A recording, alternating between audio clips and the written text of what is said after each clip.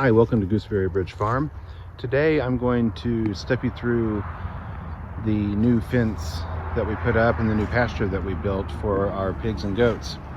We had this piece of property by our driveway that is pretty unused. We've had it doing nothing since we've been here, and we decided that since we need more grass and pasture space for animals, we're going to utilize it. So with this video, I'm going to show you how we put up the fence and a shelter that we put up for almost no money for the animals.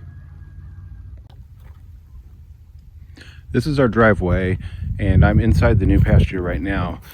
We had to put up about 70 T-posts and about 2 rolls of 4x4 sheep and goat fence. This is more expensive than field fence, but it does a better job holding in goats and is a little stronger when it gets pushed on by male goats and by pigs. And we want this pasture to be dual purpose.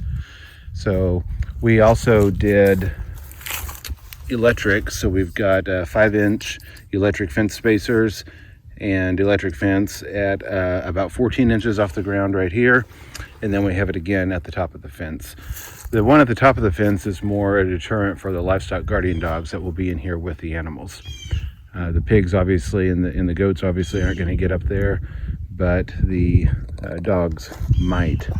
In the pasture, it's hard to see it from here, but it goes along the road all the way down over here.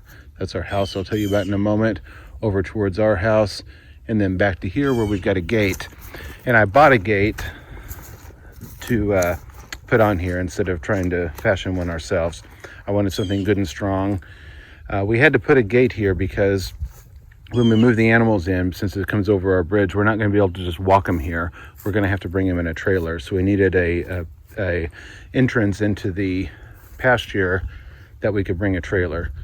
And also we've got a foot gate here, which I don't have installed yet, but we're going to mount it here as well. So this will be our gate that we use to come in and tend the animals. And then the big one will be for driving in and moving animals. If you haven't put up this sheep and goat fence before, it's pretty nice to work with, although like I said, it's a little more expensive than field fence. It holds its shape a lot better, and I really like how when you bring it together, bring 2 pieces of fence together, you can overlap them and fold the wire back on itself. That really helps with stability and tensioning because it brings both of those pieces together and it helps keep the fence more tight. Also, as I talked about in my other fence video, it's very important to make sure you put your fence on the inside of the T-post. That way, when the animals push on the fence, they're pushing on the T-post. They're not pushing the fence away from the T-post. It's a rookie mistake that we made, and we are fixing it as time goes on. But on new fences, we are most definitely putting all of the fence on the inside. So over here's the driveway, like where we started. I'm going to walk you back to the other side of the field where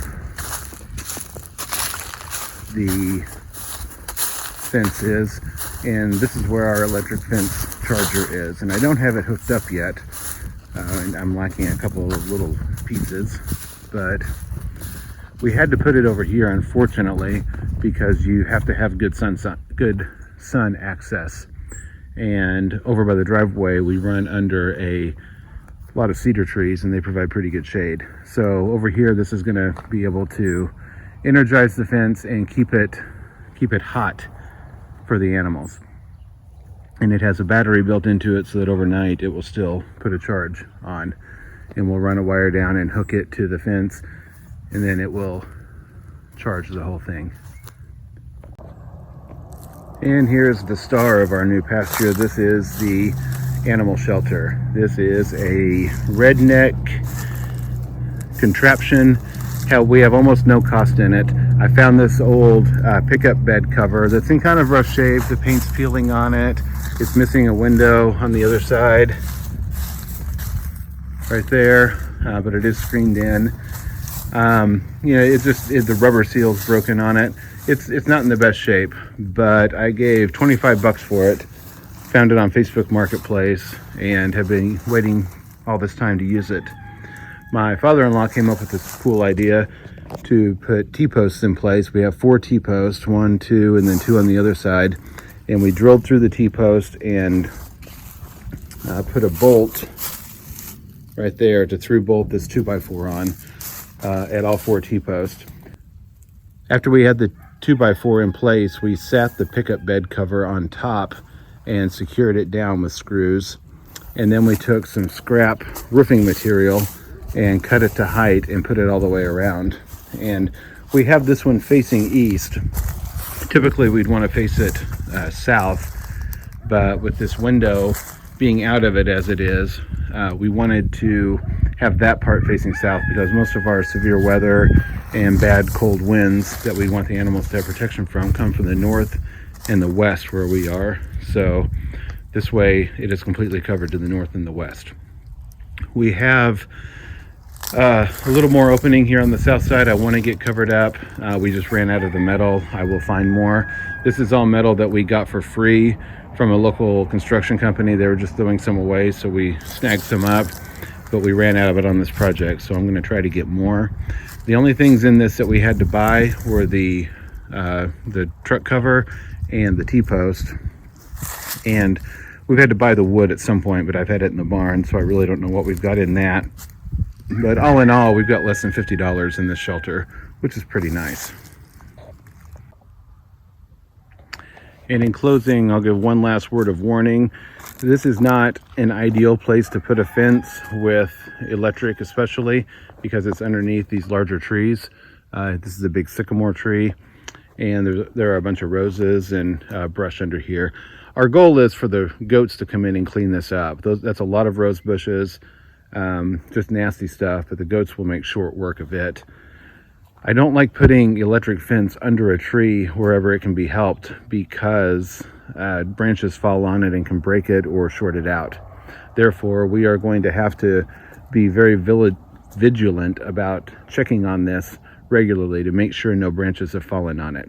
So if you ever decide to put up electric fence where you have trees overhead, make sure you bear that in mind. I'll wrap this up by going through a little bit of a price calculator. We've got about 70 T-posts at a cost of about $5 each here. Sometimes you can find them used, but right now with the price of steel being so high and supply chain shortages, we haven't been able to find them used like we used to. So I did have to buy all of these new, and like I said, they were a cost of around maybe just over $5 a piece. The field fence itself, or the sheep and goat fence rather, costs about $319 a roll, and a roll is 330 feet, and we used right about 2 rolls of it at this project. And the electric fence between the T-post clips, and because we had to have 2 per T-post, one on the top, one on the bottom, and the charger and the electric fence material, the actual steel fence line, we've got a total of about $300 in that. And then this nice fancy gate that we got cost about $200. So this wasn't a cheap project, and it wasn't an inexpensive investment. However, a lot of grass grows here, and it's a place where we can't bale hay, and it's going to end up paying for itself over a couple of years in the amount of good pasture it's going to give to our goats and our grass-fed pigs. I hope you've enjoyed this. If you did, please like and subscribe. Come back and see us, and thank you.